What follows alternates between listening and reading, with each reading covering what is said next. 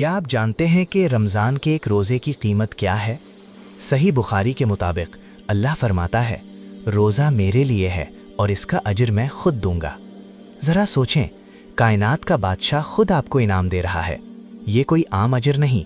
इस महीने में एक फ़र्ज़ का सवाब 70 गुना बढ़ जाता है और नफिल का सवाब फ़र्ज़ के बराबर हो जाता है। अगर आपने अभी तक इबादत का कोई प्लान नहीं बनाया तो याद रखें, आप एक गोल्डन टिकट ज़ाया कर रहे हैं।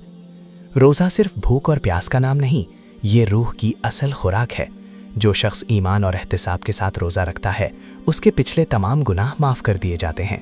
अफ्तार तक फरिश्ते उसके लिए मग़फ़िरत की दुआएं करते रहते हैं और जन्नत का एक ख़ास दरवाज़ा है, अल रयान, जिससे सिर्फ रोज़ादार दाखिल होंगे। सोचें, क्या आप भी उन खुशनसीबों में शामिल होना चाहते हैं? अब सवाल ये है, करना क्या है? सिर्फ नमाज़ें अदा करना काफ़ी नहीं, अपना अखलाक भी दुरुस्त करें। कुरान की तिलावत को मामूल बनाएं, क्योंकि ये महीना ही कुरान का महीना है। याद रखें, तहज्जुद और सहरी के वक्त की दुआ कभी रद्द नहीं होती। इस रमज़ान को अपनी ज़िंदगी का आखिरी रमज़ान समझकर इबादत करें। क्या पता अगला मौका मिले या ना मिले।